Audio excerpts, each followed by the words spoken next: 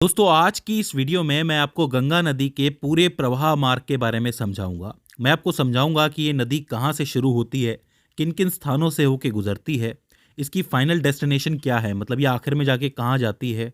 इसके अलावा इसकी सहायक नदियाँ कौन कौन सी होती हैं, ये सारी की सारी चीज़ें आज हम लोग समझेंगे।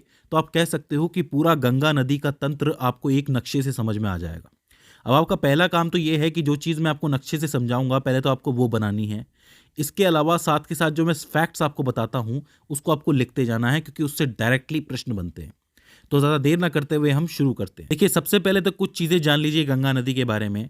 भारत की भूमि पर बहने वाली सबसे लंबी नदी गंगा नदी ही है, जिसकी लंबाई तकरीबन 2525 किलोमीटर है। यानी कि बहुत लंबा ये बहती है, बहुत लंबा इसका मार्ग होता है। ठीक है। ये नदी दो देशों से होकर गुजरती है, एक तो भारत है, दूसरा बांग्लादेश है। भारत में इसे गंगा नदी के नाम से जाना जाता है, वहीं बांग्लादेश में इसे पद्मा नदी के नाम से जाना जाता है। ठीक है। अच्छा, भारत के ऐसे 5 राज्य हैं जिस पे से गंगा नदी होके गुजरती है। एक है उत्तराखंड, जहाँ से ये शुरू होती है।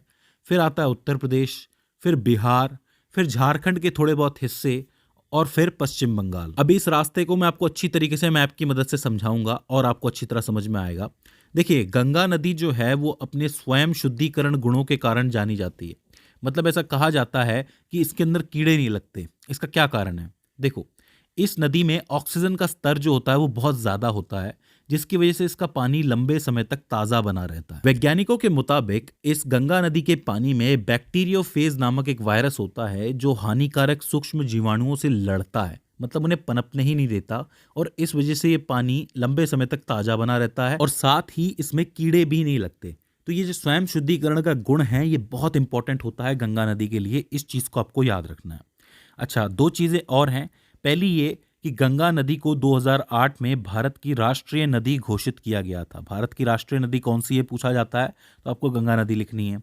और गंगा नदी के अंदर जो डॉल्फिन पाई जाती है, गंगा डॉल्फिन जिसको कहते हैं, उसको भारत का राष्ट्रीय जलीय जीव घोषित किया गया है। तो ये दो फैक्ट हैं जो पूछ लिए जाते हैं कि भारत की राष्ट्रीय नदी कौन सी है और भारत का राष्ट्रीय जलीय जीव कौन सा है। चलिए अब हम इसके प्रवाह मार्ग की बात करते हैं और शुरुआत करेंगे इसके उद्गम के साथ कि ये नदी शुरू कहाँ से होती है।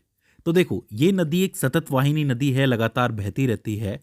तो ये नदी निकलती ग्लेशियर से है। हमारे देश के अंदर बहुत सी ऐसी पहाड़ियां हैं जो बर्फ की बनी हुई हैं और उन्हें हम हिमानी के नाम से जानते हैं। तो एक हिमानी है जिसे गंगोत्री हिमानी कहा जाता है और दूसरी को संतोपत हिमानी कहा जाता है।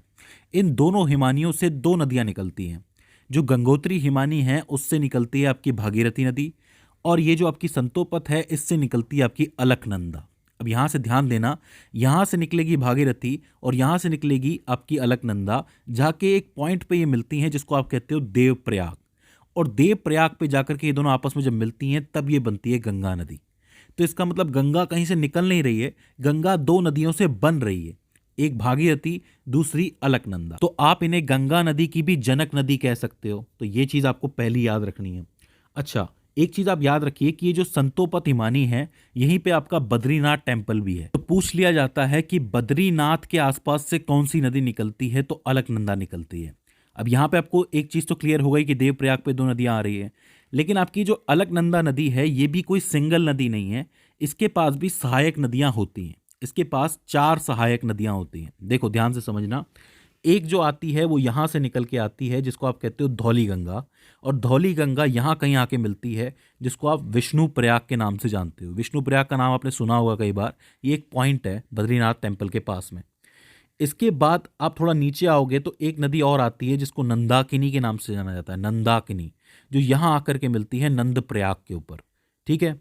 और फिर नीचे एक नदी और आती है जिसको पिंडार नदी के नाम से जाना जाता है, जो यहाँ कहीं आकर के मिलती है, और इस जगह को आप लोग कहते हो कर्ण प्रयाग। तो 3 प्रयाग हो जाते हैं, विष्णु प्रयाग, नंद प्रयाग, कर्ण प्रयाग। ठीक है। यहीं बीच में जहाँ पे कहीं पे केदारनाथ टेम्पल है, यहाँ पे भी एक हिमानी है जहाँ से एक नदी बह के आती है जिसको आप कहते हो मंदाकिनी नदी, और वो यहाँ कहीं आके मिलती है। इस जगह को आप कहते हो रुद्र प्रयाग। तो 4 प्रयाग हो गए। एक हो जाता है आपका विष्णु प्रयाग, दूसरा नंद प्रयाग, तीसरा कर्ण प्रयाग और चौथा रुद्र प्रयाग, और आखिर में आके 5वां आता है आपका देव प्रयाग। तो आप कहो कि अलकनंदा नदी की कितनी सहायक नदियां हो गई? 4 नदियां हो गई। कौन कौन सी? एक होती है धौली गंगा, एक नंदाकिनी, एक पिंडार नदी और एक मंदाकिनी। तो उद्गम स्थल आपको समझ में आया कि गंगा नदी के बनने में किन किन का हाथ होता है। ठीक है, अब हम आगे चल सकते हैं। आइए आगे बढ़ते हैं। अब देखो, यहां से मैं देवप्रयाग से शुरू कर रहा हूं डायरेक्टली कहानी, क्योंकि देवप्रयाग से पहले तो अलकनंदा भागीरथी हो जाती है। तो देवप्रयाग से गंगा बहना शुरू करती है और हम राज्यों के हिसाब से एक लंबी सी रेखा बना सकते हैं। देखो, सबसे पहले तो ये उत्तराखंड के अंदर है, तो देवप्रयाग के बाद आता है आपका हरिद्वार। हरिद्वार के बाद आपका उत्तराखंड खत्म हो जाता है और उत्तर प्रदेश की शुरुआत हो जाती है। उत्तर प्रदेश में सबसे पहले आता है आपका कन्नौज, इसके बाद प्रयागराज, फिर गाजीपुर। यहाँ पे आपका उत्तर प्रदेश खत्म हो जाता है। उत्तर प्रदेश के बाद बिहार शुरू होता है। बिहार में सबसे पहले आता है आपका छपरा, फिर आता है आपका पटना, फिर आता है आपका सोनपुर, फिर आता है आपका कुर्सेला। यहाँ आपका बिहार खत्म और पश्चिम बंगाल शुरू, और पश्चिम बंगाल में ही आ जाता है आपका फरक्का बेरास। और इसके बाद एक लाइन कटती है हुगली की तरफ, मतलब एक बार नदी जाती है हुगली की तरफ और एक नदी जाती है आपकी बांग्लादेश की तरफ। ठीक है, तो ये सीधा सीधा मैप हो जाता है आपका। यहाँ पे हरिद्वार तक आपका उत्तराखंड चल रहा है। इसके बाद कन्नौज हो गया, प्रयागराज हो गया, गाजीपुर हो गया, ये उत्तर प्रदेश है। इसके बाद छपरा, पटना, सोनपुर, कुर्सेला, ये आपका बिहार। आखिर में फरक्का बैराज और हुगली आपका पश्चिम बंगाल हो जाता है। यहाँ तक कोई दिक्कत नहीं होनी चाहिए। देखिए, पूरा रास्ता है गंगा नदी का। अब इसके बीच में इससे कौन कौन सी नदियाँ मिलती हैं वो मैं आपको बताऊंगा एक एक करके, ज़्यादा टेंशन नहीं लेनी है। शुरुआत करते हैं हरिद्वार से। देखो, हरिद्वार पे कोई नदी तो इससे नहीं मिलती है, गंगा सीधे सीधे बहती हुई चलती है। लेकिन हरिद्वार थोड़ा सा मैदानी एरिया हो जाता है। इससे पहले का जो एरिया है वो सारा का सारा पहाड़ी एरिया है। अगर आप गौर से देखेंगे, ये बद्रीनाथ हो गया, केदारनाथ हो गया, ये सारे के सारे पहाड़ी एरियाज हैं। पहाड़ी एरिया के बाद सबसे पहला जो मैदानी एरिया होता है वो हरिद्वार ही होता है। हरिद्वार से जब ये आगे बढ़ती है तो ये कन्नौज पहुंचती है, और कन्नौज में इससे पहली नदी मिलती है जिसको आप राम गंगा के नाम से जानते हो। राम गंगा नदी गंगा की पहली सहायक नदी है। तो पूछा जाता है कि गंगा की पहली सहायक नदी कौन सी है और वो कहाँ जाके मिलती है, तो आप लिखेंगे राम गंगा नदी है और कन्नौज में जाकर के मिलती है। एक एक चीज़ लिखते हुए चलना, बहुत मज़ेदार है ये। ठीक है, इसके बाद जब ये आगे बढ़ती है नदी तो ये पहुंचती है प्रयागराज। अब प्रयागराज तो आपको पता है संगम के नाम से फेमस है। यहाँ पे 3 नदियों का संगम होता है, गंगा, जमुना, सरस्वती। लेकिन सरस्वती अब दिखाई नहीं देती है क्योंकि वो उसका सिर्फ रास्ता बचा है। तो यहाँ पे सिर्फ गंगा और जमुना पे हम लोग ध्यान दे सकते हैं। प्रयागराज में यमुना आती है जो कि सीधा यमुनोत्री से निकलती हुई आती है। यमुनोत्री से ये चलेगी चलेगी और सीधा प्रयागराज में आके मिलेगी। तो आप कह सकते हो कि यमुना नदी जो है वो गंगा नदी की सबसे लंबी सहायक नदी है, क्योंकि ये बहुत लंबा रास्ता तय करके आती है। अच्छा, ये जो यमुना नदी है इसकी भी 3 सहायक नदियां हैं, मतलब इसमें भी 3 नदियां आकर के जुड़ती हैं। एक है चंबल नदी जो कि एमपी की बहुत फेमस नदी है, इसके बारे में आपने सुना होगा। एक है बेतवा जो कि विंध्या पर्वत से निकलती है, जो भी एमपी के अंदर है, विंध्याचल पर्वत। और एक है आपकी केन नदी जो कि कैमूर पहाड़ियों से निकलती है, ये भी एमपी के अंदर है। तो तीनों सहायक नदियां जो है वो एमपी से आकर के जुड़ती हैं यमुना के अंदर, और वो कहाँ जाकर के मिलती है, प्रयागराज के अंदर जाके मिलती है। यहाँ तक कोई दिक्कत है नहीं होनी चाहिए, बहुत ही सिंपल चल रहा है मामला, मज़ा भी बहुत आ रहा है। आगे चलते हैं। प्रयागराज के बाद ये नदी पहुंचती है गाजीपुर, और गाजीपुर में इसे एक नदी और मिलती है जिसको आप कहते हो गोमती नदी। ये जो गोमती नदी है इसको आप लखनऊ से याद रख सकते हो, क्योंकि लखनऊ इसी के किनारे बसा हुआ है, और ये निकलती है पीलीभीत उत्तर प्रदेश से। पीलीभीत का नाम आप याद रखना कि यहां से निकलती है गोमती नदी जो सीधे गाजीपुर में मिलती है गंगा से आके। अब गाजीपुर के साथ ही उत्तर प्रदेश का सफर खत्म और यहाँ पे बिहार का सफर शुरू हो जाता है। इसके बाद ये नदी पहुंचती है छपरा। अब छपरा पे इससे एक नदी मिलती है जो कि सीधे आती है आपकी नेपाल से। अब यहाँ इस चीज़ को ध्यान से समझना, नेपाल में 2 नदियाँ हैं, एक है आपकी काली नदी और एक है कर्णाली नदी। ये दोनों आकर के सेम मिलती हैं एक जगह पे। जब ये भारत पहुंचती हैं तो काली का नाम पड़ जाता है शारदा और कर्णाली का नाम पड़ जाता है घाघरा। फिर से समझ लो, 2 नदियां हैं जो नेपाल से निकल रही हैं, एक है काली एक है कर्णाली। दोनों आके एक पॉइंट में मिलती हैं और भारत आते ही काली को शारदा के नाम से जाना जाता है और कर्णाली को घाघरा के नाम से जाना जाता है। ये दोनों जब मिल जाती हैं नदियां तब इसको ओवरऑल घाघरा के नाम से जाना जाता है।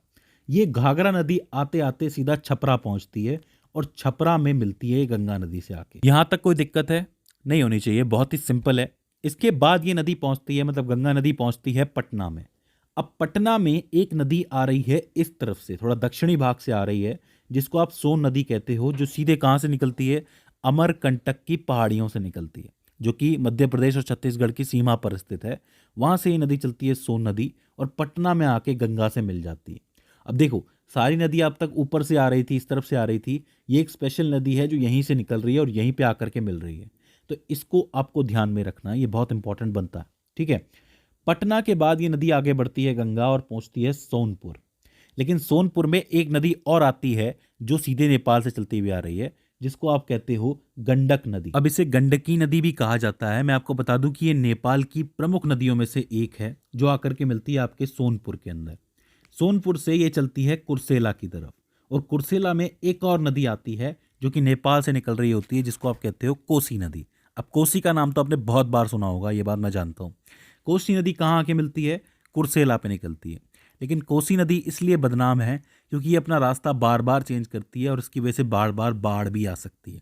ठीक है, आपने सुना होगा कि एक बार फिर से कोसी की वजह से बिहार डूब गया। तो इस नदी का जो रास्ता है वो थोड़ा सा कंफ्यूजिंग है, लेकिन ये कुर्सेला में आकर के मिल ही जाती है गंगा से आके। अब यहाँ पे कुर्सेला आ गया तो इसका मतलब क्या हुआ? यहाँ पे आपका बिहार खत्म हो जाता है। इसके बाद ये नदी पश्चिम बंगाल की तरफ बढ़ती है और पहुंचती है फरक्का बैराज, जहां पे इससे एक नदी और मिलती है जो कि यहाँ से दार्जिलिंग की पहाड़ियों से निकलती हुई आती है, जिसको महानदी के नाम से जाना जाता है। और ये कह सकते हो आप कि ये गंगा नदी की आखिरी सहायक नदी है जो फरक्का बैराज में मिलती है। और यहाँ से गंगा जो है पूरी तरह पूर्ण हो जाती है। और ये गंगा फिर आगे बढ़ती है पश्चिम बंगाल की तरफ, जहाँ पे हुगली की तरफ एक रास्ता जा रहा है, और ज़्यादातर हिस्सा कहाँ जाता है इसका? बांग्लादेश की तरफ। अच्छा, जब ये पश्चिम बंगाल में जाती है तो यहाँ पे इसको गंगा की जगह हुगली नदी के नाम से जाना जाता है, और हुगली नदी के किनारे ही आपका कलकत्ता भी बसा हुआ है। तो ये चीज़ आपको याद रखनी है। अच्छा, एक रास्ता मैं आपको और बता देता हूँ कि जब ये बांग्लादेश जाती है तो अब इसको पद्मा के नाम से जाना जाता है। इधर से आती है जमुना नाम की नदी। ये जमुना और कोई नहीं है, ये जमुना ब्रह्मपुत्र है। ब्रह्मपुत्र को बांग्लादेश में जमुना कहा जाता है। और बांग्लादेश में एक नदी और है जिसको मेघना नदी के नाम से जाना जाता है। जब ये तीनों मिल जाती हैं तो ओवरऑल इसे मेघना नदी के नाम से जाना जाता है। याद रखिए, पद्मा, जमुना और मेघना को मिला के मेघना बनती है, जो सीधे समंदर की तरफ जाती है और एक डेल्टा बनाते हुए जाती है, जिसको आप कहते हो सुंदरवन डेल्टा। सुंदरवन डेल्टा जो है वो दुनिया का सबसे बड़ा डेल्टा है। अब आप कहेंगे कि ये डेल्टा क्या होता है? तो देखो, एक सिंपल सी बात समझो कि जब भी कोई नदी कहीं से भी निकलती है, मान लो किसी पहाड़ से निकल रही है, तब उसका वेग बहुत ज़्यादा होता है, उसकी स्पीड बहुत ज़्यादा होती है। तो स्पीड के साथ वो बहुत सारी मिट्टी होती है, बहुत सारी चीज़ें होती हैं जो एक साथ बहती हुई लेके आती है। लेकिन जब वो मैदानी एरिया में पहुंच जाती है, समंदर के पास पहुंच जाती है, तब उसका वेग कम हो जाता है, स्पीड कम हो जाती है। लेकिन साथ में मिट्टी तो बह ही रही है, तो मिट्टी जो है वो भारी होती जाती है। तब इस किनारे पे क्या होता है ना, समंदर के किनारे पे ये जो नदियां हैं इनकी स्पीड बहुत कम हो जाती है और मिट्टी रुक जाती है। तो ऐसे में नदी क्या होती है कि मिट्टी को तो छोड़ देती है और अलग अलग रास्ते बना के निकल जाती है। आप देख सकते हैं ये जो ट्रायंगल बने हुए हैं, इसी को आप डेल्टा कहते हो। ये पानी इस तरीके से निकल जाता है नदियों का, बट रही है नदी, आप देख रहे हो, ये फिर जाके समंदर में मिलती है। और इस पूरी जगह को आप डेल्टा कहते हो। ये जो मिट्टी के बने हुए टीले, ये जो ट्रायंगल टीले हैं, इनको डेल्टा कहते हो। और सुंदरवन डेल्टा जो है वो दुनिया का सबसे बड़ा डेल्टा है। तो दोस्तों, ये हो जाता है गंगा नदी का पूरा प्रवाह मार्ग। आई होप आपको समझ में आया हो। अगर आपने एक भी फैक्ट मिस किया है तो प्लीज़ वापस जाइए और उसको दोबारा सुनिए और लिखिए, क्योंकि इन सभी फैक्ट से आपके सवाल जरूर बनेंगे। तो दोस्तों, मुझे उम्मीद है कि ये वीडियो आपके लिए हेल्पफुल साबित रही होगी। अगर इसके बाद भी इसके अंदर आपको कोई क्वेरी आती है, कोई दिक्कत आती है, या फिर हमसे कोई गलती हो जाती है, तो आप हमें कमेंट सेक्शन के अंदर बता सकते हैं। तो दोस्तों, आज की इस वीडियो के अंदर बस इतना ही। See you in the next one.